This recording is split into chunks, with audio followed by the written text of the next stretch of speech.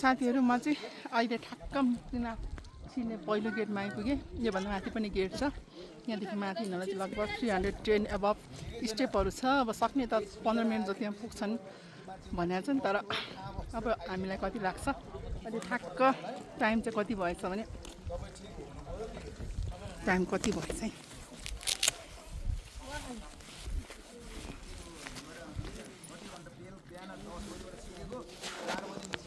2:20 भएछ टाइम। अब कति मिनेटमा पुग्छ म माथि पुगेर हेर्छु। सो यो चाहिँ मुक्तिनाथको पहिलो गेट सकेको अवस्था। सबैजना माथि लागिसक्नुभयो। अब म पनि बिस्तारै बिस्तारै अगाडि बढ्छु। जय शम्भु जय शम्भु। हाम्रो टोलीहरू लगभग सायद आज पुग्यो होला नि। यसरी यहाँहरूदेखि नै एकदमै यस्तो मरुभूमि जस्तो पनि डाँडा काँडा जस्तो पनि अनि यी नजिकै हिउँहरू झरेर चाहिँ फ्रिज भइसकेको छ। स्टेप चाहिँ चढिँदैछ है। कति बेला पुग्छ है त। यहाँबाट देखिने सबै एकदमै पानोरामिक वरिपरि सबै हिउँ परेर हिमाल जस्तै देखिएको छ। अनि यहाँ चाहिँ यो विश्राम स्थल रहेछ। यहाँदेखि माथि अझै बाटो छ, केही समय विश्राम। ल म चाहिँ अब दोस्रो गेटको नजिकै आइपुगेँ। हिँडेर आएको विश्राम टोयलेट अनि सँगसँगै यहाँ चाहिँ हेलिप्याड पनि अब हेलीमा आउन चाहनेहरूको नि सुविधा रहेछ। अनि यहाँ माथि यो मुक्तिनाथको दोस्रो गेट हो।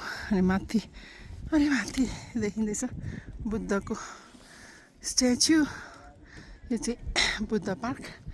यहाँ पहिला अब सुनेको मिथ अनुसार चाहिँ पद्मसम्भव चाहिँ नेपाल र टिबेट गर्दाखेरि धेरै ध्यान गरेको स्थान भएकोले उहाँको एउटा सम्मान स्वरूप बुद्ध पार्कको निर्माण गरेको रहेछ। यसै सेतै हिमालहरू छ। यसरी यसपालि चाहिँ धेरै हिमालहरू के अरे हिउँहरू परेको रहेछ लास्ट टाइम। ल अहिले चाहिँ म यो दोस्रो गेट पनि इन्ट्री गरेँ। देब्रे साइडमा गुम्बा जानु स्थलको गुम्बा चाहिँ यस्तो छ। यहाँ मान्छे फर्किने क्रम छ किनभने लगभग 2 बजेको अवस्था। हामी चाहिँ अलिकति बिस्तारै जाने भएकोले अझै यहाँबाट पनि अझै सिँढीहरू बाँकी छन्।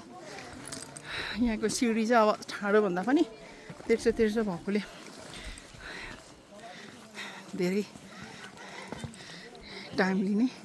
अनि हाइट लगभग 3800 हाइटमा भएकोले गर्दाखेरि पनि अल्टिट्युडको टाइमले चाहे जस्तै हिँड्न सकिँदैन। अब यही नजाएछ त्यसै पनि चिसो त हुने भइहाल्यो। यसरी यहाँभित्र चाहिँ अब थुप्रै गुम्बाहरू छ। जुन गुम्बा चाहिँ यहाँको अब ट्रेडिसनल पहिलाको बनेको गुम्बाहरू धेरै वर्ष अगाडि बनेको ठाउँमा यसरी फोहोर फाल्ने डस्टबिन, यसरी ढुङ्गा चढाउने जसले चाहिँ एउटा भाकल जस्तो पनि।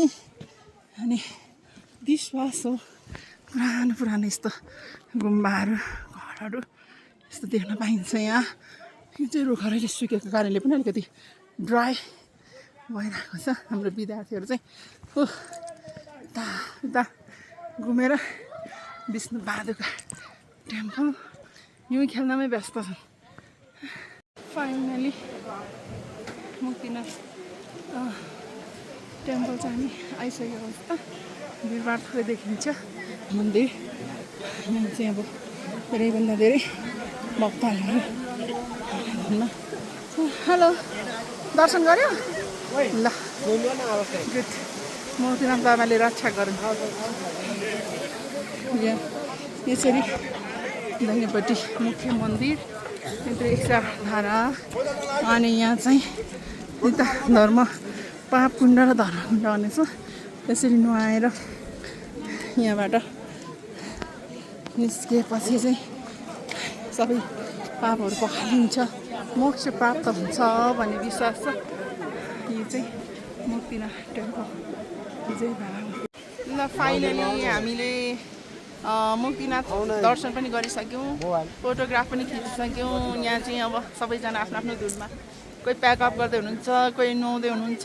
यहाँ यो के भन्छ दुईवटा कुण्ड छ, यो कुण्डमा नुहाएपछि चाहिँ तल कागबेनीमा पूजा गरेर नुहाएपछि यहाँ चाहिँ नुहाएर दर्शन गरेर नुहाइसकेपछि मोक्ष प्राप्त हुन्छ भन्ने विश्वास मान्यताले चाहिँ यहाँ दुईजना क्युटी पाईहरू छ, मेरो क्युटी पाईहरू छ। अनि त्यसपछि यहाँनिर हाम्रो सरहरू पनि पुरा आज यहाँ नुहाएर सबैले मोक्ष प्राप्ति गर्नुहुन्छ भन्ने हामीलाई विश्वास लागेको छ।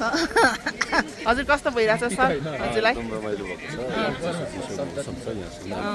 हजुर धन्यवाद। लास्ट डेस्टिनेसन यही हो, हजुर मुक्तिनाथ भगवानको दर्शन गर्न पाइयो। हजुर ओके। अनि अब हामी सबैजना चाहिँ सही सलामत होइन, अब हाम्रो भोलि एक दिन बाँकी छ, पर्सि काठमाडौँ चाहिँ सबैजना सबै मुक्तिनाथ बाबाले सबै देवताहरूले चाहिँ हामीलाई रक्षा गरून् होइन सर। धन्यवाद सर। ओके साथीहरू, अब हामी चाहिँ फाइनली दर्शन गरेर हामी लगभग 64-64-64जनाको ग्रुप अब यहाँबाट अगाडि बढ्दैछौँ। थोरै यहाँ खानेहरू सरहरू अगाडि बढिसक्नु भएको छ। बुद्ध पार्क यो पद्मसम्भवले चाहिँ ध्यान गरेको ठाउँ बुद्ध पार्क अब लाग्दैछौँ। त्यसपछि बिस्तारै ओह्रालो झर्नेछौँ। अलिअलि खोकी पनि लागिरहेको छ है। Wow, this is Buddha park and statue. Buddha statue एकदमै ठुलो लेन्थमा छ, त्यसको हाइट कति छ यहाँ कतै लेखेको होला। यहाँबाट देखिने सिनहरू सुन्दर छ। वाह ब्युटिफुल।